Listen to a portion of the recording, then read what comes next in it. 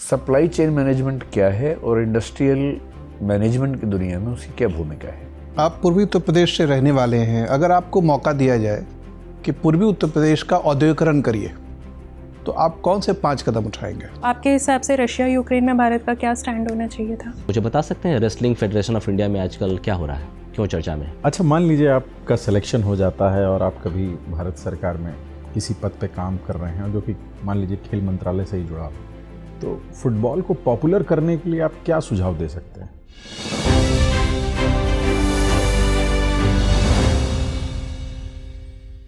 मैं come in sir? Yes please come. Good evening sir. Good evening ma'am. Good evening, बैठिए बैठिए। Thank you sir. आप गौरव त्रिपाठी हैं? Yes sir. गौरव, अपना परिचय दीजिए ताकि हम आपसे बातचीत करने के लिए कुछ कॉमन फैक्टर ढूंढ सकें। सर मैं गोरखपुर का रहने वाला हूँ। आईआईटी रुड़की से मैंने 2018 में बीटेक कंप्लीट किया है और सर मेरे पिताजी पीएनबी में हेड कैशियर हैं और सर मुझे चेस खेलना और football mostly Spanish La Liga league देखना पसंद है। चेस खेलना और फुटबॉल देखना। Yes sir. अच्छा, ठीक है। ये आपका कौन सा अटेम्प्ट है? सर चौथा। पहले 3 अटेम्प्ट्स में क्या हुआ? सर 2 बार इंटरव्यू था लेकिन ऑप्शन में नंबर कम थे। ऑप्शन क्या था आपका? भूगोल। अभी भूगोल है इस बार भी? नहीं सर, चेंज कर दिया। इस बार आपने चेंज किया है। इस बार क्या ऑप्शन है? सर हिंदी साहित्य। तो भूगोल छोड़ने की वजह ये है कि इसमें नंबर कम आ रहे थे। Yes sir. और आपने ऐसा निष्कर्ष निकाला कि भूगोल विषय में खराबी है, न कि आप में कोई कमी है? नहीं सर, ऐसा नहीं था। तो सर मैंने अभ्यास किया था बहुत उसमें भी, लेकिन सर कुछ इश्यूज ऐसे थे क्योंकि मेरा हिंदी माध्यम था तो कुछ ट्रांसलेशन इश्यूज ऐसे थे जो मैं रिजॉल्व नहीं कर पा रहा था, खासतौर पे मानव भूगोल में। तो मैंने कहा कि अब इसको, और सर मोनोटोनिसिटी हो गई थी 3 सालों से, तो फिर मैंने चेंज कर लिया। अगर आप वैकल्पिक विषय में ट्रांसलेशन मैनेज नहीं कर पा रहे तो आपको सिविल सेवक बनने के बाद तो जीवन भर ट्रांसलेशन मैनेज करना है जी। वहाँ कैसे करेंगे? सर यहाँ पे मुख्यतः 3 घंटे में कॉम्पिटिटिव इन्वायरमेंट में देखना होता था और उसमें नंबरों पे असर पड़ता था। सर मुझे ट्रांसलेशन में कोई दिक्कत वैसे नहीं होती है, कुछ कीवर्ड्स में प्रॉब्लम थी और वो सर बाकी चीज़ों में आसान होता है। भूगोल चूँकि एक विषय होता है, विशेषज्ञ विषय है, तो वहाँ पे थोड़ी दिक्कत आती है। आपने बीटेक किस विषय में किया है? Sir production and industrial engineering. Production and industrial engineering में। आप चूँकि इंजीनियर हैं और मशीन लर्निंग को समझते ही होंगे थोड़ा बहुत। Yes sir. आजकल कह रहे हैं कि जो ट्रांसलेशन है वो भी मशीन लर्निंग के लेवल पर या एआई के लेवल पर होना शुरू हो गया है। पिछले 8-10 साल में ट्रांसलेशन की दुनिया में किस हद तक मशीन लर्निंग और आर्टिफिशियल इंटेलिजेंस ने डेवलप किया खुद को, और आगे भविष्य में उसकी क्या संभावना है, इस पर क्या कहेंगे आप? सर 2014-15 में जब मैंने पहली बार मोबाइल स्मार्टफोन यूज़ किया था तो जो गूगल ट्रांसलेशन था वो सामान्यतः बहुत ऊट पटांग ट्रांसलेशन करता था, 70-60% ही एक्यूरेसी होती थी। लेकिन वर्तमान में सर लगभग 100%, 99% प्लस एक्यूरेसी है। 99% प्लस? जी सर। और ये हम एक ब्लैंकेट स्टेटमेंट दे सकते हैं किसी भी तरह के सब्जेक्ट पे? नहीं सर, मैं हिंदी से इंग्लिश, चूँकि सॉरी सर, मैं भाषा की बात नहीं कर रहा, मैं सब्जेक्ट की बात कर रहा हूँ। यानी कि अगर वो न्यूज़ का ट्रांसलेशन हो या कविता का हो, आप दोनों के बारे में बात कह सकते हैं? सर जो वर्तमान में जो चैट जीपीटी जैसे जो एआईज आ रहे हैं जिनमें ज़्यादा मशीन लर्निंग यूज़ की जा रही है, उसमें सर लगभग 99% और बहुत भाषाओं में है। वो समझ चैट भी लेगा। जीपीटी को ट्रांसलेशन में यूज़ किया है? जी सर। और उसमें 99% एक्यूरेसी आपको मिली? सर मैंने ऐसा चेक नहीं किया था, मैंने बहुत इजी ट्रांसलेशन चेक किए थे तो उसमें तो सर 100% ही एक्यूरेसी मिल रही थी। नहीं, इजी में तो खैर अगर आप, मैंने टफ नहीं चेक किया था। अगर आप लिखें राम एक अच्छा लड़का है तो उसका तो इंग्लिश 100% आ ही जाएगा। सवाल ये कि साहित्य का अनुवाद करने का स्तर क्या मशीन लर्निंग में है या नहीं है? सर स्तर है और धीरे धीरे इम्प्रूवमेंट हो रहा है। जैसे जैसे सर डेटा फीडिंग होगी आने वाले 4-5 सालों में उम्मीद है कि बहुत अच्छे तरीके से अनुवाद होने लगेंगे। कहते हैं कि मशीन की जो थिंकिंग प्रोसेस है वो एल्गोरिदमिक है। यस। और मनुष्य की एल्गोरिदमिक और नॉन एल्गोरिदमिक दोनों किस्म का है। और जब तक हम मशीन को नॉन एल्गोरिदमिक थिंकिंग प्रोसेस के लेवल पर नहीं ला पाएंगे तब तक आर्टिफिशियल इंटेलिजेंस ह्यूमन इंटेलिजेंस के बराबर नहीं आ पाएगी और कम से कम क्रिएटिव मामलों में तो टच नहीं कर पाएगी। क्या ये हाइपोथेसिस ठीक है या इसमें कुछ फ्लॉ है? सर एक मैं वैज्ञानिक को कोट करना चाहूँगा, आप अनुमति देंगे तो? जी। सर स्टीफन हॉकिंस का मानना है कि कोई थ्योरी जब तक उसका अपोजिट प्रूव नहीं हो जाता है तब तक थ्योरी दी जा सकती है, लेकिन सर वर्तमान में ये देखा जा रहा है, जैसे सर और भी हैं सर, जैसे सीरी, एलेक्सा है, इसमें भी सर कुछ छोटे बेसिक काम जो क्रिएटिव वाले हैं, जैसे कोई डाटा फीड करके कोई डायग्राम बनाना, स्केच बनाना, इवन सर कुछ कविताएं लिखना, तो ये काम भी ये ऐप्स कर रहे हैं। तो सर वो जो सिंगुलैरिटी है वो धीरे धीरे नज़दीक आ रही है। उम्मीद है सर आने वाले 10-15 सालों में ये दिखना स्टार्ट हो जाएगा। ठीक है। फजी लॉजिक जानते हैं क्या होता है? जी सर, सुना क्या है है सर इसके बारे में। हाँ, थोड़ा सा बताइए जो भी सुना है, और उसका क्या रिलेशन है आर्टिफिशियल इंटेलिजेंस के साथ? सर ये मुख्यतः मशीन लर्निंग में यूज़ होता है, और सर जैसे कुछ डेटा फीड किए जाते हैं, उसके आधार पे जो सिस्टम होता है वो कुछ नए तर्क सोचता है और गढ़ता है। सर मुझे बहुत ज़्यादा इसके बारे में नहीं पता है। कोई बात नहीं, आप इंजीनियरिंग के विद्यार्थी हैं, साहित्य आपने लिया है। लोग कहते हैं कि साहित्य एक अपने आप में इनर इंजीनियरिंग है। किस सेंस में हम कह सकते हैं कि साहित्य इनर इंजीनियरिंग है, जबकि आपकी जो इंजीनियरिंग है वो आउटर इंजीनियरिंग है? सर जो साहित्य है वो मूलतः जो व्यक्ति है उसके जो अंदर की जो सर जब जैसे मैंने कुछ जो साहित्य के सिलेबस से जो चीज़ें पढ़ी, तो उससे मैंने पाया कि जब परेशान होता हूँ तो कुछ मोटिवेशन वाली चीज़ें आ जाती हैं। वैसे सर सामान्य दुनिया में तो बाकी चीज़ें चलती रहती हैं, लेकिन जो साहित्य लिखे जा रहे हैं वो समाज की अच्छे दर्पण है, वो दिखाते हैं कि समाज में क्या चल रहा है, क्या नहीं चल रहा है। तो सर एक डिसीजन मेकिंग में हेल्प करते हैं इनर इंजीनियरिंग के, अंतरात्मा की आवाज़ बढ़ा के। इंजीनियरिंग होती क्या है? इस शब्द का मूल भाव क्या है? And how is it different from science and technology? Sir engineering मुख्यतः किसी समस्या को सुलझाने के लिए क्रिएटिव और इनोवेटिव तरीकों का यूज करना है, और साइंस सर नियम और सिद्धांत प्रस्तुत करना है किसी भी विषय या किसी भी समस्या के लिए। सप्लाई चेन मैनेजमेंट क्या है और इंडस्ट्रियल मैनेजमेंट की दुनिया में उसकी क्या भूमिका है? सर कोई भी वस्तु अपने प्रारंभिक स्रोत क्षेत्र से, रॉ मटेरियल से लेके जो फिनिश प्रोडक्ट है, उसके बाद जो पूरे ग्राहक यानी जो एंड कंज्यूमर है, वहाँ तक के पूरे जो पहुँचाने के जो भी प्रोसेस हैं, उसमें पैकेजिंग, ट्रांसपोर्ट, जो उसका इन्वेंट्री मैनेजमेंट है, भंडारण है, उन सबको शामिल करते हुए जो प्रोसेसेस हैं उसको सप्लाई चेन कहा जाता है। इन्वेंट्री मैनेजमेंट के लिए कौन सा सॉफ्टवेयर आमतौर पर यूज़ किया जाता है? सर एक इन्वेंट्री रिसोर्स मैनेजमेंट सॉफ्टवेयर होता है RMS, उसका यूज करते हैं सामान्यतः। अभी सर जो कंपनीज हैं जैसे अमेजन, फ्लिपकार्ट, इनके खुद के भी सॉफ्टवेयर्स हैं, ये लोग खुद का बनाते हैं। जनरली वो किस फार्मूला पे काम करते हैं? जो मैथमेटिकल फार्मूला है ये चेक करने के लिए कि इन्वेंट्री पर्याप्त है या नहीं, किस दिन कितने सामान की कितनी खरीद होनी चाहिए ताकि स्टोरेज की कैपेसिटी का ऑप्टिमम यूटिलाइजेशन हो। क्या कोई ऐसा फार्मूला बता सकते हैं जिसका यूज़ किया जाता हो इन्वेंट्री मैनेजमेंट के लिए? जी सर मैंने कुछ पढ़े हैं फार्मूले अपने पढ़ाई के दौरान। जैसे सर एक होता है फर्स्ट कम फर्स्ट सर्व, उसमें मिनिमम कॉस्ट बैलेंस होता है। ठीक है। दूसरा होता है सर डिमांड फोरकास्टिंग, उसमें बहुत सारे हम लोग डेटा लेके, और सर डेल्फी मेथड्स होते हैं, अलग अलग मेथड्स होते हैं, हम लोग फोरकास्ट करते हैं कि ये डिमांड आने वाली है, उस हिसाब से इन्वेंट्री रखते हैं, बहुत सारे चीज़ों को ध्यान में रखते हुए सर, इन्वायरमेंटल फैक्टर्स को। गौरव, आप साहित्य के विद्यार्थी हैं, क्या मुझे हिंदी साहित्य की कुछ ऐसी कविताओं का नाम बता सकते हैं जो राष्ट्रीय या सांस्कृतिक गौरव को ध्यान में रख के लिखी गई हैं? जी सर एक तो भारत भारती है मैथिली शरण गुप्त की, और इसके अलावा सर जैसे सर धर्मवीर भारती की अंधा युग है। अंधा युग गौरव बोध पे लिखी गई है? सर मूलतः एक समस्या है, लेकिन वो दर्शाती सर मूलतः जो विश्व युद्ध के बाद की जो समस्या थी उसको सर भारतीय सांस्कृतिक परिप्रेक्ष्य से दर्शाई गई है, तो मैं सर गौरव ही इसको समझता हूँ। मैथिली शरण गुप्त की भारत भारती माना जाता है कि हिंदी साहित्य का सबसे बड़ा गौरवपूर्ण ग्रंथ इस सेंस में है कि उसने प्राचीन गौरव को ठीक तरीके से प्रस्तुत किया। पर कुछ लोग ये भी कहते हैं, जिसमें संभवतः अज्ञेय जैसे महान चिंतक भी शामिल हैं, कि उस गौरव बोध में बहुत कुछ ऐसा है जिसे आज की जनरेशन स्वीकार नहीं कर सकती। भारत भारती के गौरव बोध में ऐसे कौन से पक्ष हैं जिनको लेकर आज प्रश्न उठने शुरू हुए हैं? सर सबसे पहला तो महिलाओं के प्रति उनका दृष्टिकोण है, जो पूजन किया पति का स्त्रियों ने भक्तिपूर्ण विधान से, आंचल प्रसार प्रणाम कर फिर विनय की भगवान से।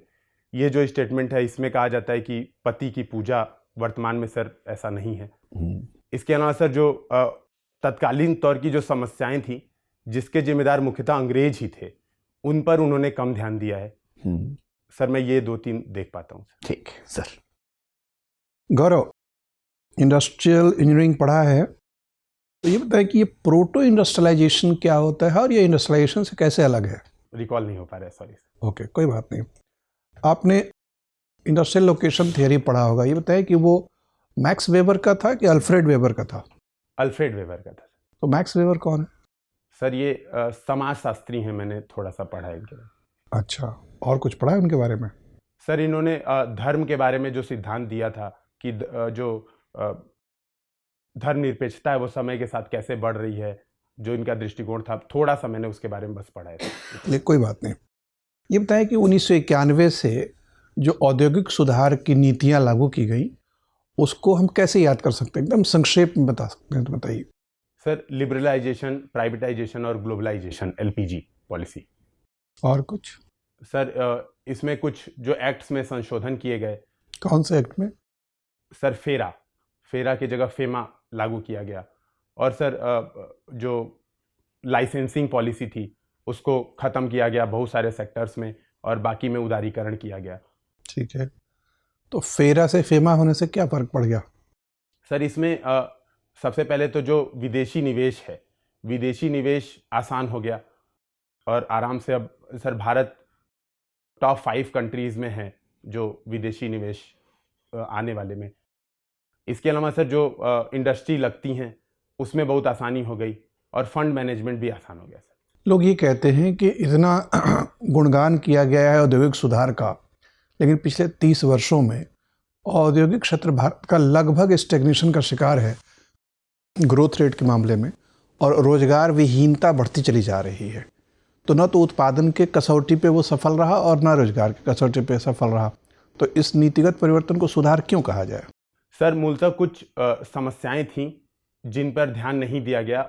औद्योगिक नीति तो सही कर ली गई, लेकिन सर जो बैकवर्ड लिंकेज और फॉरवर्ड लिंकेजेस जिन पर ध्यान देना चाहिए था, उन चीज़ों पर ध्यान नहीं दिया गया। लेकिन सर चूंकि ये आर्थिक सुधार थे, इस वजह से इसको सुधार कहा जाता है, लेकिन कुछ समस्याएं रह गई जिस पर ध्यान नहीं दिया गया, तो स्टेगनेंट औद्योगिक। आप पूर्वी उत्तर प्रदेश से रहने वाले हैं, अगर आपको मौका दिया जाए कि पूर्वी उत्तर प्रदेश का औद्योगिकरण करिए, तो आप कौन से 5 कदम उठाएंगे? सर पहला कदम जो मैं उठाऊंगा, जो स्किल लेबर फोर्स जो वापस आया था, सर बिहार का चनपटिया मॉडल है, उसको यूज़ करूंगा, और जो वापस आए थे जो कोविड-19 में, उनका यूज करूंगा वहाँ पे स्किल और स्टार्टअप्स के लिए। इसके अलावा सर दूसरा जो मैं यूज़ करूंगा, चूँकि पूर्वी उत्तर प्रदेश तराई क्षेत्र में है और बीमारियाँ बहुत ज़्यादा होती हैं, तो मैं इस पे ध्यान दूंगा जो हेल्थ सेक्टर में कुछ नवीनीकरण किया जा सकता है। तीसरा सर वो पर्यटन का बहुत प्रमुख क्षेत्र है और पर्यटन आधारित जो उद्योग हैं, क्योंकि सर सारनाथ और मगहर, अयोध्या और इसके अलावा सर बनारस, ये सारे वहाँ से सर बिल्कुल टच में हैं, तो सर वो उस पर मैं जोर दूंगा। चौथा सर स्किल इम्प्रूवमेंट, ताकि उद्योग लगें तो इनको जो मैन पावर है वो आसानी से मिल जाए। और पांचवा सर मैं ध्यान दूंगा कि जो इन्वायरमेंट पर इम्पैक्ट है औद्योगिकरण के दौरान वो ना हो। आपने इंफ्रास्ट्रक्चर का कहीं उल्लेख नहीं किया, शायद किया? सर जो मेरा तीसरा पॉइंट था, जो पर्यटन में सब अगल बगल हैं जोड़ने में, उसमें सर सड़कें और एक्सप्रेसवे में। अच्छा, ये चनपटिया मॉडल क्या कह रहे हैं आप, क्या है? सर बिहार में अभी सर एक डिस्ट्रिक्ट मजिस्ट्रेट थे, उन्होंने जो स्किल लेबर फोर्स जो आया था कोविड के समय, जो अपने क्षेत्र में आया था, खासतौर से गुजरात में जो लोग कढ़ाई बुनाई ये सब सीखे हुए थे, उनको सर स्थानीय स्तर पर ही स्टार्टअप के लिए प्रोत्साहित किया, और सर अब एक्सपोर्ट और बहुत उच्च गुणवत्ता के सामान वहाँ पे प्रोड्यूस होने लगे। तो बिहार से आप इतने प्रभावित हैं, लेकिन मैं देख रहा हूँ कि स्टेट कैडर प्रेफरेंस में आपने बिहार को चौथे पैदान पर रखा है, यूपी पहले पे है, फिर उड़ीसा आप जाना चाहते हैं। बिहार के प्रति ये वैराग्य भाव क्यों है? सर माफ़ कीजिएगा, ऐसा मेरा कोई मतलब सर मुझे समस्या नहीं है बिहार से। सर वो प्रेफरेंस भरनी थी तो मैंने प्रथम यूपी सोचा कि होम कैडर है और मैं आसानी से काम कर पाऊंगा। ठीक है, तो उड़ीसा की तरफ आकर्षित होने का कारण बताइए। सर एक तो जो जोनिंग पॉलिसी है वो सर पहले के बाद दूसरा नंबर अलग से तरीके से आता है। फिर सर दूसरा है कि मैंने सर उड़ीसा नहीं भरा था, सर मैंने सर AGMUT कैडर भरा था सेकेंड नंबर पे, ताकि सर भारत की डाइवर्सिटी का फ़ायदा मिले अगर होम कैडर ना मिले तो। ठीक है, ये बताइए कि ये जो बजट आने वाला है तो क्या उम्मीद है, कैसा बजट होगा? सर कुछ जो उद्योग सर विभिन्न सेक्टरों पे ध्यान देना होगा इस बजट में, और ऐसा सर प्रेडिक्शन आ भी रहा है। खास तौर पे सर जो वर्तमान में जो विदेश नीति है, जो प्रॉब्लम हो रही है रूस यूक्रेन वॉर से, जो सप्लाई चेन में डिसरप्शन हुआ है, तो सर उस पर भारत सरकार काम करेगी। आत्मनिर्भर भारत योजना को उम्मीद है सर और अच्छे से लागू करेगी। और अच्छा, आपके विचार से पिछले 10 वर्ष में कब सबसे अच्छा बजट पेश हुआ? सर मुझे 2-3 बजट बहुत अच्छे लगे थे, लेकिन सर जो 2021 का बजट था, जिसमें सर केयर इकोनॉमी की बात की गई थी और लाइफ स्टाइल की बात की गई थी, तो सर वो मुझे अच्छा लगता है। तो 2-3 में एक ये हो गया। और सर इसके अलावा मुझे बहुत सर रिकॉल नहीं है कि किस बजट में क्या किया गया था, तो मैं सर जनरली पॉलिसी बस याद है। सॉरी। अच्छा, ठीक है। PMI क्या होता है? Sir purchasing manager index. ठीक है, क्या होता है ये? सर ये किसी भी सेक्टर को देखा जाता है कि वो ग्रोथ कर रहा है कि नहीं कर रहा है। सर अगर 50 से कम स्कोर होता है तो माना जाता है कि वो सेक्टर कॉन्ट्रैक्ट कर रहा है, और 50 से प्लस स्कोर होता है PMI में तो माना जाता है कि वो सेक्टर बढ़ रहा है। और IIP कौन तैयार करता है? Sir DPIIT। क्या है DPIIT? सर वाणिज्य एवं उद्योग मंत्रालय का एक विभाग है जो औद्योगिक गतिविधियों को ये भी नापता है। तो उसके आकलन के हिसाब से औद्योगिक क्षेत्र को कितने भागों में बांटा जाता है?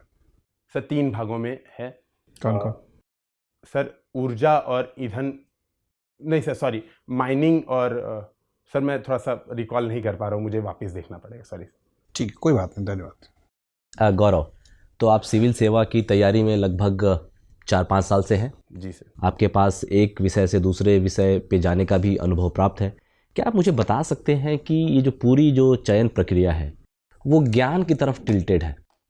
जो प्रक्रिया ऑब्जेक्टिव होनी चाहिए कि एक ऐसा व्यक्ति जिसमें लीडरशिप क्वालिटी हो, ऐसा व्यक्ति जो मोरली अपराइट हो, ऐसा व्यक्ति हो जो डिफरेंट शेड्स ऑफ ओपिनियन को अप्रिशिएट करते हुए फर्म डिसीजन ले, उसमें कहीं ना कहीं चूक हो रही है। जैसे कि आपने चनपटिया मॉडल का हवाला दिया, तो चनपटिया मॉडल एक ही मॉडल है, हालांकि ये देशव्यापी समस्या थी कोरोना की, तो इफेक्टिवली एक आदमी लीडरशिप दिखाया, हालांकि ब्यूरोक्रेसी में बहुत सारे लोग थे। आपको लगता नहीं है कि कुछ चेंजेस की आवश्यकता है? सर मैं 10 सेकंड समय चाहूँगा। 5 सेकंड लीजिए। सर जो सिविल सेवक है, चूँकि भारत की सबसे बड़ी पोस्ट में से एक है, और सर इनका चयन करना अपने आप में सर ऑब्जेक्टिव प्रक्रिया बनाने में बहुत मुश्किल होती है। और सर चूँकि भारत में सिविल सेवा की तैयारी करने वाले लोग बहुत बड़ी तादाद में हैं, इसके लिए सर प्रॉपर एनालिसिस करके 3 चरणीय प्रक्रिया बनाई गई है। कुछ समस्याएं सर आती हैं, लेकिन ओवरऑल अगर देखा जाए नहीं, तो आप प्रक्रिया से संतुष्ट हैं पूरी तरह? कुछ चेंजेस अगर मैं कहूँ आपसे, अगर साधारण शब्दों में कि कुछ 2-3 चेंजेस आप बताइए, और मतलब कि आमूल चूल परिवर्तन नहीं, कुछ जो पीस मिल चेंजेस की श्रेणी में, समय के हिसाब से तो हर चीज़ में चेंजेस की आवश्यकता बनती ही है, तो कुछ और क्या होना चाहिए? सर चूँकि इसकी प्रकृति मूलतः सामान्य है, तो मेरे हिसाब से सर वैकल्पिक विषय में कुछ चेंजेस किए जा सकते हैं। इसके जगह स्टैटिस्टिक्स और मैथमेटिक्स कुछ ऐड किया जा सकता है, और इंजीनियरिंग और सर इनोवेशन का एक चेकिंग और किया जा सकता है। अगर मुझे सर ऐसा देखना रहे तो मैं इनोवेशन इंजीनियरिंग पे और फोकस करूंगा, चूँकि सर आने वाला समय इन्हीं चीज़ों पर ज़्यादा बेस्ड होने वाला है। ठीक है, करंट अफेयर्स पे नज़र रखते हैं आप। जी सर। आप मुझे बता सकते हैं रेसलिंग फेडरेशन ऑफ इंडिया में आजकल क्या हो रहा है, क्यों चर्चा में है? सर जो WFI के जो अध्यक्ष हैं बृजभूषण शरण सिंह, उनके ऊपर सर आरोप है, और पूरे फेडरेशन के ऊपर आरोप है कि यहाँ पे शोषण किया जाता है पहलवानों का। कई बार यौन शोषण भी होता है, और कई बार मानसिक उत्पीड़न किया जाता है कि तुम पदक नहीं जीत सकते, तुम्हारे ओलंपिक लेवल का तुम्हारी ऐसे नहीं है। तो सर वो प्रॉब्लम्स हैं, इस वजह से सर धरना प्रदर्शन। तो आप मुझे बताइए कि ये ऐसा सेक्टर है जहाँ वैसे ही महिलाओं का कंट्री वाइड रिप्रेजेंटेशन नहीं है, कुछ सर्टेन पॉकेट से लड़कियाँ अगर आ रही हैं, और बहुत रोबस्ट ग्रोथ भी नहीं हुआ है अगर हम मेडल तालिका का विश्लेषण करें तो। आपको लगता है कि ये ऐसी चीज़ें जस्टिफाइड है, ऐसी चीज़ों का स्कोप बनता है अभी, या फिर जीरो टॉलरेंस पॉलिसी होनी चाहिए? सर मेरे हिसाब से सर किसी भी समस्या के लिए बिल्कुल इनमें जीरो टॉलरेंस पॉलिसी ही होनी चाहिए, क्योंकि सर जो स्पोर्ट फेडरेशन है वो सर भविष्य में मेडल्स, जो भारत का टारगेट है ओलंपिक में गोल्ड मेडल्स, सर वो इन्हीं के माध्यम से आ सकता है। तो सर यहाँ पे बिल्कुल जो माहौल है वो एकदम सही होना चाहिए, और मेंटरशिप होनी चाहिए बजाय कि मेंटल प्रेशर। अच्छा, मैं अगर ये कहूँ कि इसमें क्या बुरा है अगर कोई जो रेसलिंग फेडरेशन का मुखिया है, अगर अपने रेसलिंग के लोगों से अगर बेस्ट लाने के लिए कुछ अगर तनाव वाली स्थिति भी अगर बना देते हैं, तो इसमें क्या हार्म है? सर अगर एक व्यक्ति के तौर पे मैं सोचता हूँ तो मुझे सर इसमें हानि दिखती है, क्योंकि अगर मैं पहले से हारने के बाद अगर परेशान हूँ और उसके बाद अगर मुझे सर आज मैं एक उदाहरण भी देना चाहूँगा अगर आप अनुमति दे दो। सर आज ही हमारे प्रधानमंत्री जी बात कर रहे थे छात्रों से, तो उन्होंने ये बात कही थी कि आलोचना में पूरा व्याख्या शामिल होता है और आरोप लगाना बहुत आसान होता है। तो सर ये श्रेणी आरोप की हो जाती है कि तुम नहीं जीत सकते, तुम नहीं कर सकते, बजाय कि सर मोटिवेट करना चाहिए कि तुम जीतोगे और कुछ कमी रह गई उन कमियों पर बात करनी चाहिए, मेरे सर अनुसार। ठीक है, आप मुझे बताइए, इसी संदर्भ में एक आंदोलन चला जिसे हम मी टू मूवमेंट कहते हैं, जिसका जो इमर्जेंस था वो वेस्ट था, और इंडिया में जो अर्बन पॉकेट्स है वहीं पे आके फुसफुसा के वो ख़त्म हो गया। आपको लगता है कि इस मूवमेंट को प्रमोट करने की आवश्यकता है भारत में, ज़्यादा ट्रांसपेरेंसी और वुमेन राइट्स को एट पार ट्रीट करने में? अदर इश्यूज़ को हम जितना तरजीह देते हैं, वुमेन इश्यूज़ को भी हम उतनी ही सापेक्षता के साथ देखें? सर बिल्कुल सर, जो ग्लोबल जेंडर इंडेक्स है उसमें भी भारत की बहुत पिछड़ी रैंकिंग है। उसमें एक प्रमुख कारण है कि अर्थव्यवस्था में महिलाओं का योगदान बहुत निम्न स्तर का है। तो सर ऐसे मूवमेंट्स कार्यस्थल पे अगर सुरक्षात्मक वातावरण सुनिश्चित कर रहे हैं तो प्रमोशन किया जाना चाहिए, लेकिन सर ये ध्यान रखना चाहिए कि आरोप गलत ना हो, और अगर गलत आरोप हैं तो इसमें जो शिकायत करता है उसके ऊपर भी कार्रवाई हो। ठीक है, जाते जाते आप मुझे एक अंतर्राष्ट्रीय विषय से संबंधित प्रश्न का जवाब दे दीजिए। भारत की जो विदेश नीति है उसका जो मूल कॉन्सेप्ट है वो पंचशील से गवर्न होता है। क्या पंचशील के 5 लेग्स के बारे में बता सकते हैं? किन चीज़ों को मिला के पंचशील का सिद्धांत बनता है? सर एक है अनाक्रमण, यानी कोई देश एक दूसरे पे आक्रमण नहीं करेगा। नॉन एग्रेशन, ठीक है। दूसरा है अहस्तक्षेप, नॉन इंटरवेंशन, ठीक है। सर तीसरा है शांतिपूर्ण सहअस्तित्व, ठीक है। और सर चौथा है सर संप्रभुता का हनन ना हो। बहुत बढ़िया। और सर पांचवा मैं भूल रहा हूँ, सॉरी। ठीक है, कोई बात नहीं, मैम पूछे। गौरव, ये जो आपने आखिरी बताया संप्रभुता का हनन ना हो, अगर आप पिछले कुछ दिनों में भारत का ट्रैक रिकॉर्ड देखेंगे, यूनाइटेड नेशन में जो भी वोटिंग हो रही हैं उसमें भारत लगातार उन वोटिंग्स में एब्सटेन कर रहा है जिसमें संप्रभुता का हनन हुआ है, और भारत ने इस पे कोई वोट नहीं दिया है। जैसे कि इजराइल के अगेंस्ट एब्सटेन किया है, रशिया के अगेंस्ट एब्सटेन किया है। क्या आपको लगता है कि भारत अपने ही सिद्धांतों से पीछे हट रहा है? मैम माफ़ कीजिएगा, मेरा व्यू इसमें भारत के सिद्धांतों से हटना नहीं है, क्योंकि मैम विदेश नीति का जो सर्वप्रमुख हमारा लक्ष्य है वो है भारतीयों के लिए।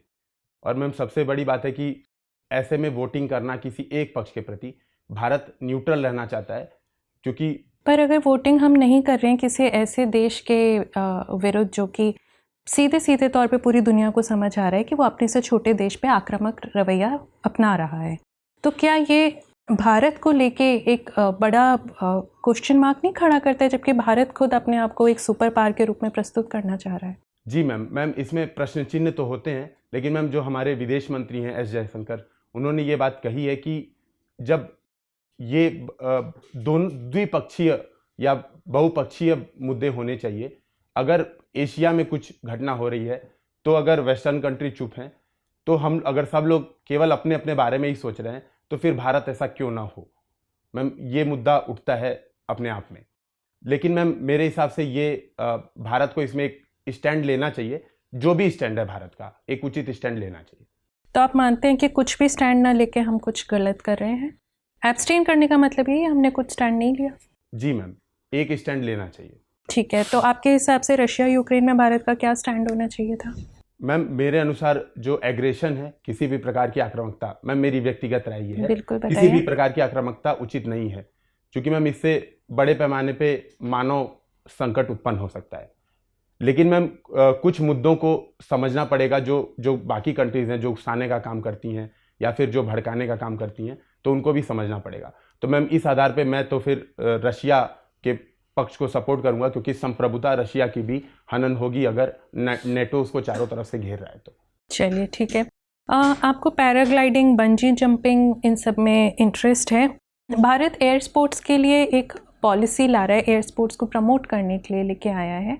क्या है ये पॉलिसी के हाइलाइट्स क्या है, इसमें क्या क्या करने वाले हैं? मैम मुझे एडवेंचर स्पोर्ट्स पॉलिसी पता है मैम, एयर स्पोर्ट्स मैंने पढ़ी नहीं। ठीक है, करीब करीब सेम ही है, उसी के अंडर एयर स्पोर्ट्स भी है एडवेंचर में। मैम जो एडवेंचर स्पोर्ट्स है उसमें नीचे जो टूरिज्म है उस पर ध्यान दिया जाएगा, दूसरे नंबर पे जो इंफ्रास्ट्रक्चर है, जो राज्य स्तरीय जो भौगोलिक हमारे क्षेत्र हैं अलग अलग जिस पे संभावनाएं हैं, उसमें इन्वेस्टमेंट होगा टूल्स और मटेरियल खरीदने पे। और तीसरे स्तर पे मैम प्रतियोगिताएं कराने की बात चल रही है। मूलतः मैम ये हाइलाइट्स। ठीक है। ऐसा कहा जाता है कि क्लाइमेट चेंज जो हो रहा है, हालांकि वो सबको अफेक्ट कर रहा है, लेकिन सबसे ज़्यादा असर इसका महिलाओं पे है। सबसे ज़्यादा जो कॉस्ट है उसका भुगतान महिलाएं करेंगी। आप मुझे बता सकते हैं कि ऐसा क्यों है, ये कथन सही है या गलत, और क्यों ऐसा कहा जाता है? मैम जो भी परिवर्तन होते हैं उसमें महिलाएं सुभेद वर्गों में आ जाती हैं, क्योंकि मैम खास तौर पे जो संपत्ति का अधिकार है वो नहीं है महिलाओं के पास। इस वजह से जो सर्वाधिक प्रभावित वर्ग है, अगर कुछ भी चेंज करना हो रहा है, पुरुष के पास एक अवसर है कि वो प्रवसन करके बच सकता है, एक स्थान से दूसरे स्थान तक चला जा सकता है। ये मैम महिलाओं के पास उपलब्ध नहीं है। जो आपदाएं आती हैं वो भी मैम सर्वाधिक महिलाओं को ही प्रभावित करती हैं। इसके यहाँ जो मैम धन का वितरण है वो भी बहुत असमान है। तो जो कॉस्ट ऑफ एडॉप्टेशन और मिटिगेशन है वो महिलाओं के पास उपलब्ध नहीं है। ठीक है। अगर आपने जैसा बताया कि पुरुष जो है वो माइग्रेट कर जाते हैं, एक जगह से दूसरी जगह चले जाते हैं, महिलाएं पीछे छूट जाती हैं, ऐसे में उनको और कौन सी दिक्कतें आती हैं सामाजिक स्तर पर? मैम एक तो पहला है कुंठा और अकेलापन। दूसरा मैम शोषण की समस्याएं होती हैं जो स्थानिक स्तर पे या नहीं जाने के ये प्रॉब्लम है। और तीसरा मैम जो बीमारियां हैं उसके प्रति सर्वाधिक सुभेद हो जाती है महिलाएं। और उसके अलावा मैम धन, जो आर्थिक मुद्दे हैं वो हैं ही। ठीक है। एक बैठक होने वाली है क्लाइमेट चेंज पे UNFCCC की, COP28। ये कहाँ पे होने वाली है और इससे जुड़ा विवाद क्या है? मैम मैं थोड़ा सॉरी मैम, मैं भूल रहा हूँ किस जगह पे है। मैम मैं गेस करना चाहूँगा। हाँ जी बताइए। मैम रोम में है शायद। मैम सॉरी, मुझे मिडिल ईस्ट में कहीं है, अगर आप अंदाज लगाना चाहें। सॉरी मैम, रिकॉल देखना पड़ेगा। ठीक है। मेरा आपसे आखिरी सवाल, गोरखपुर से आप आते हैं, गोरखपुर फेस्टिवल को प्रमोट करने के लिए कुछ इंतज़ाम किए हैं, कुछ नई बातें कही गई हैं सरकार द्वारा, क्या है ये? मैम सबसे पहले तो तकनीकी पे जोर दिया जा रहा है, इसका ऐप बनवाया जा रहा है वर्तमान समय में। और इसके अलावा मैम जो एक कन्वेंशन सेंटर बनाया जा रहा है जो मैम चंपा देवी पार्क है, वहाँ पे बोला जा रहा है कि वाराणसी से भी बड़ा, रुद्राक्ष से भी बड़ा कन्वेंशन सेंटर बनाएंगे। और इसके अलावा मैम जो लोकल कुजीन्स हैं, लोकल गुड्स हैं, वन डिस्ट्रिक्ट वन प्रोजेक्ट के, उसको वहाँ पे प्रदर्शित करने के लिए मैम सरकार मुफ्त में स्पेस अलॉट कर रही है। इसको किसी एक विशेष प्रकार के टूरिज्म से भी जोड़ा जा रहा है गोरखपुर को, बता सकते हैं कौन सा टूरिज्म? सॉरी मैम, मैं अच्छा ठीक है, धन्यवाद गौरव। गौरव जी, आपकी हॉबी है चेस, ऑनलाइन खेलना और वॉचिंग फुटबॉल। जी सर। आजकल की जनरेशन नॉर्मली ऑनलाइन या इंडोर गेम्स इस तरह को ज़्यादा प्रेफर करती है। फिज़िकल एक्टिविटी, बाहर जाके खेलना, ये थोड़ा कम हो गया, ऐसा नहीं लगता आपको? जी सर। आप भी वही प्रेफर करते हैं? जी नहीं सर, मैं बाहर जाके स्पोर्ट करता हूँ और रेगुलर सर, मैंने पिछले महीने में अपना 9 किलो वजन भी कम किया है सर। और लेकिन सर फिर भी मुझे पसंद रेगुलर, क्योंकि सर आसान होता है, अवेलेबिलिटी आसानी है, तो सर मोबाइल हाथ में रहता है तो चेस आसानी से सर पसंद है इस वजह से। अच्छा ठीक है। फुटबॉल आप देखना पसंद करते हैं? जी सर। अगर हम फुटबॉल को देखें भारत में तो कुछ स्पेसिफिक रीजन में ही खेला जाता है, नॉर्थ ईस्ट में, वेस्ट बंगाल में। और देखिए अगर नॉर्थ इंडिया को देखें तो वहाँ लोग क्रिकेट ज़्यादा खेलते हैं। तो क्या आपको लगता है कि गेम का कुछ एरिया के साथ, पर्टिकुलर रेस के साथ कुछ संबंध होता है? सर इसकी एक थ्योरी थी, इसमें कहा जाता था कि जो नॉर्थ इंडियंस हैं, जो उत्तर भारत के लोग हैं, ये मोटे ज़्यादा होते हैं और इनकी शारीरिक जो, मैम सर ऐसा एक थ्योरी में ऐसा कहा गया है, जो इनकी शारीरिक आकृति है वो इस तरह से नहीं है कि वो बॉल को स्पीड में घुमा सकें और ड्रिफ्ट कर सकें।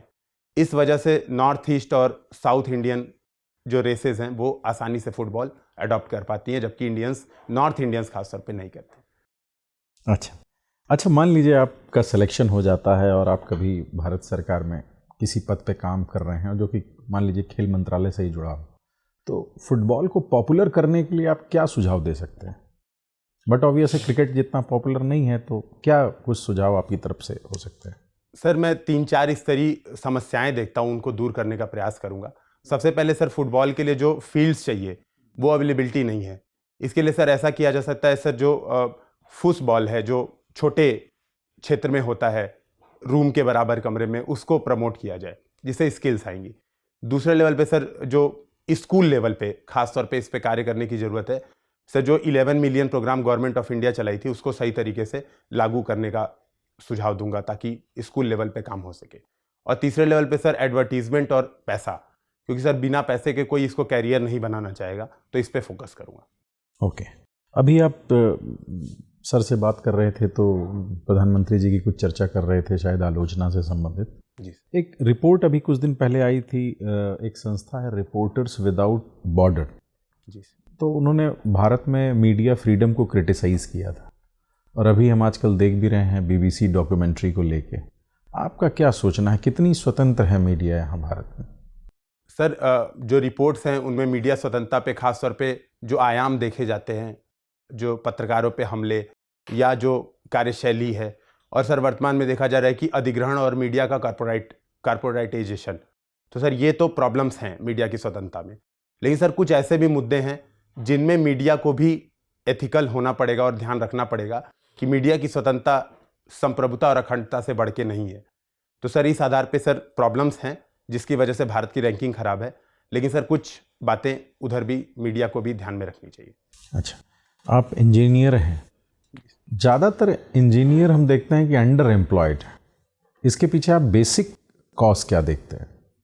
सर एक तो सबसे बड़ा कारण है जनसंख्या का अधिक होना, उतने रिसोर्स ना मिल पाना, और सर दूसरा कारण है जो पढ़ाई है इंजीनियरिंग की। सर कुछ जैसे IITs NITs इनको छोड़ के सर बाकी कॉलेजेस में पढ़ाई का स्तर, जो लेबोरेटरीज चाहिए, जो प्रैक्टिकल्स चाहिए, उसकी अवेलेबिलिटी बहुत ख़राब है। तो सर ये मेजर कारण है अंडर एम्प्लॉयड होने का। अच्छा, मेरा अंतिम प्रश्न है, कोई ऐसे 2 रीज़न बताइए जिसकी वजह से आपका चुनाव कर लिया जाए। सर सबसे पहला तो मैं प्री और मेंस क्वालिफाई करके आया हूँ और 3 बार का मुझे अनुभव भी है, तो मैंने अपनी कमियों पर भी काम किया है। और सर दूसरा है कि मैं ऐसे बैकग्राउंड से आता हूँ जिससे मैं सर समाज की समस्याओं से जुड़ के उसको देख पाया हूँ, और मैं उसमें सर नवाचार जो मैंने पढ़ाई की है उसका भी प्रयोग करूँगा और उसको सर समाधान करने का प्रयास भी करूँगा अच्छे तरीके से। थैंक यू करुण। अभी भी आपने कहा कि आप समाज की समस्याओं से जुड़े हुए हैं और नवाचार करते हैं। एक समस्या आजकल है जिसका जिक्र काफ़ी आता है, वो है मैरिटल रेप की। ठीक, मैरिटल रेप को हम रेप माने या ना माने, हमारे IPC का जो रेप को डिफाइन करने वाला सेक्शन है, सेक्शन 376, उसमें जो एक एक्सेप्शन है जो पतियों को मिला हुआ, उसे चलने दें या खारिज कर दें। डिबेट खूब चल रही है आजकल। तो पक्ष में तर्क ये है कि रेप तो रेप ही होता है, चाहे कोई भी रेप हो।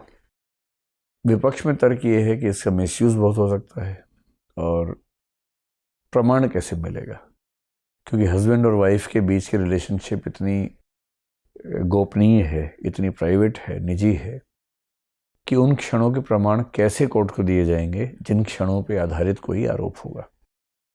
ये समस्या मैंने आपको बताई, हम सब जानते हैं। अब क्योंकि आप इनोवेटिव व्यक्ति हैं, नवाचारी व्यक्ति हैं, तो मुझे बताइए कि इस समस्या का समाधान कैसे करें कि सांप भी मर जाए और लाठी भी ना टूटे, यानी मिसयूज़ ना हो लेकिन कानून बन जाए, ताकि महिलाओं को यदि भय है कि हमारा दैहिक शोषण हो सकता है तो उससे मुक्ति मिले, और पुरुषों को जो भय है कि कानून का मिसयूज़ होगा उससे भी मुक्ति मिल जाए।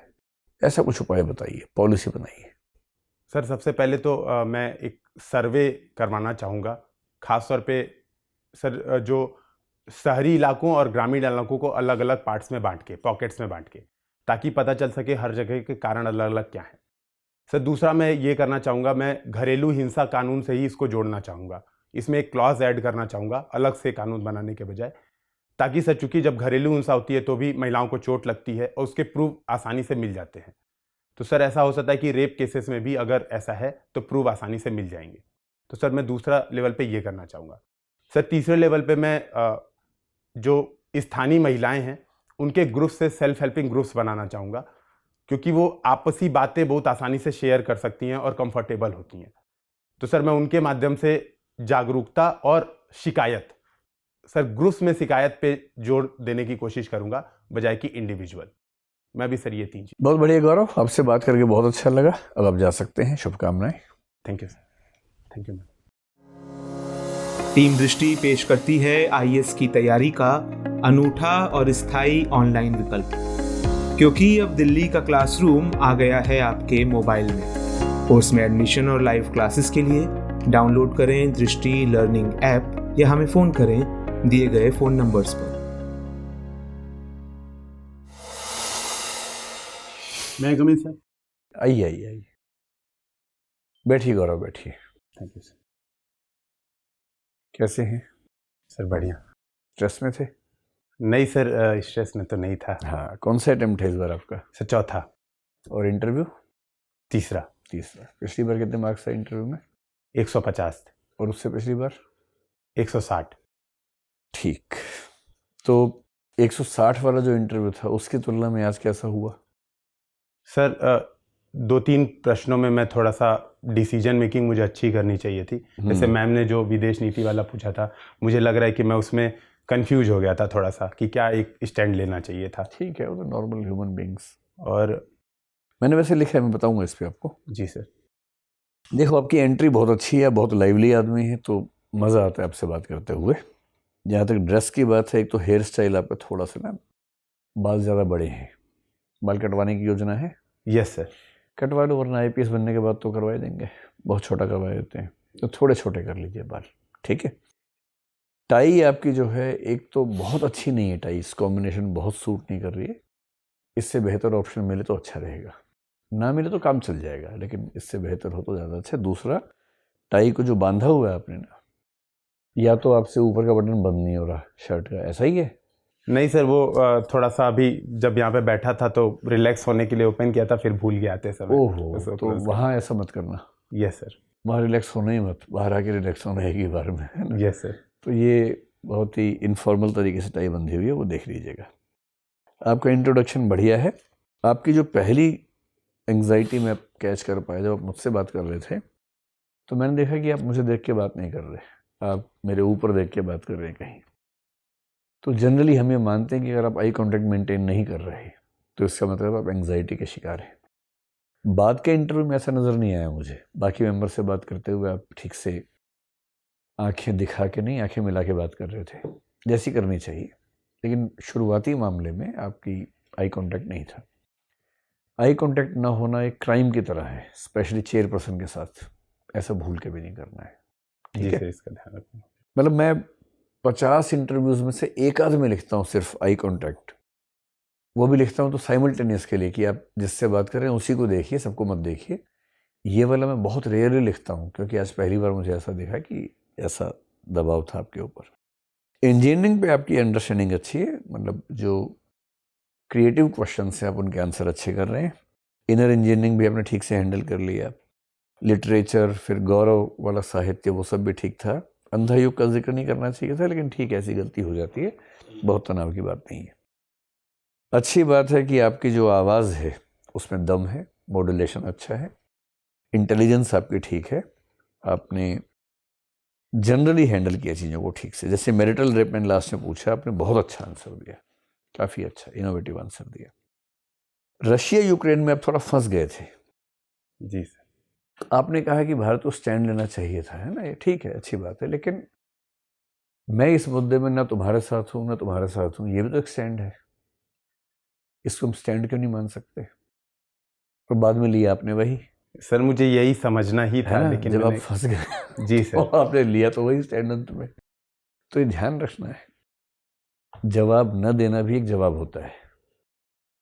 ठीक इस तरह से दो लोग झगड़ा कर रहे हैं, क्या ज़रूरी है कि मुझे एक के पक्ष में खड़े होना ही है? मैं आप दोनों में से किसी के पक्ष में नहीं खड़ा हूँ, ये भी तो एक पक्ष हो सकता है। जी सर। तो भारत का स्टैंड क्लियर है।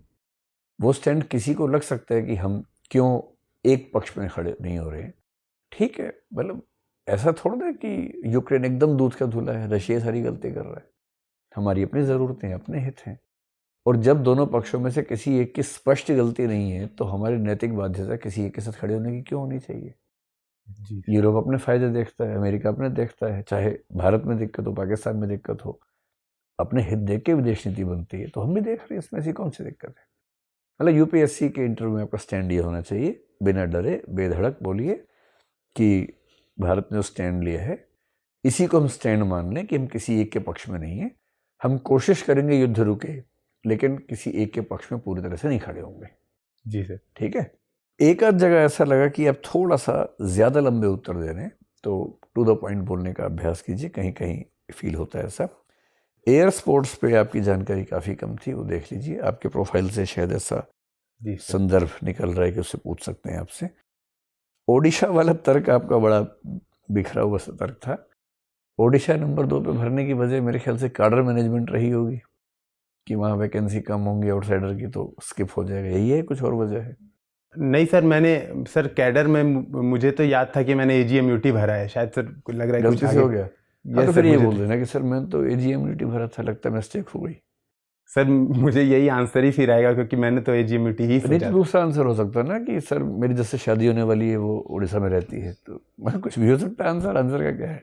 यस सर, ये लेकिन जो भी है, मतलब वो आपको तय कर रहे हैं, लेकिन मेरा ख्याल ये है कि आप अगर AGM-UT भरा और गलती से वो हो गया, तो यही बोलिए कि सर लगता है गलती से वो प्रेस हो गया, मेरी योजना में तो AGM-UT नंबर 2 पर था।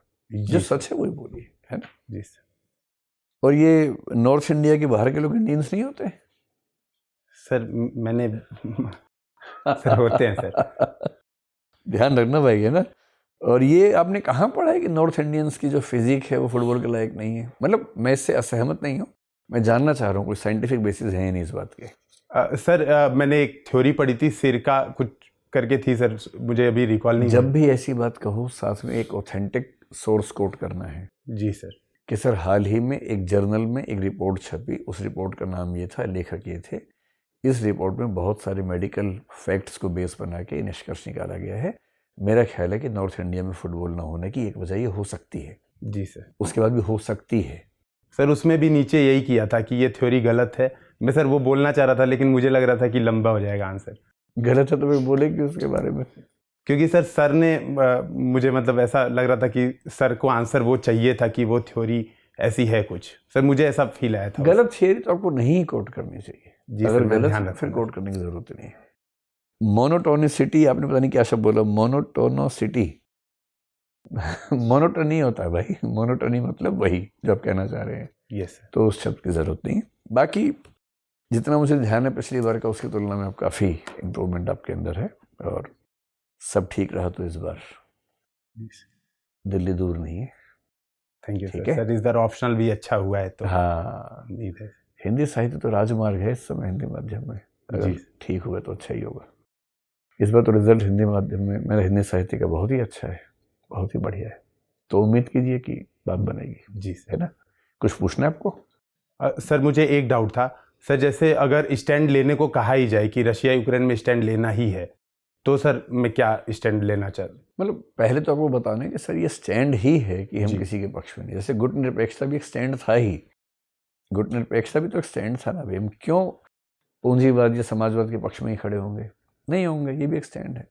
फिर भी अगर कहें कि लेना ही लेना है, तो कहिए सर मैं राष्ट्रीय हितों को नंबर 1 पर रखूँगा, और राष्ट्रीय हितों की दृष्टि से अगर ऐसा ज़रूरी है तो मैं भारत सरकार की इस राय से सहमत हूँ कि हमें इस समय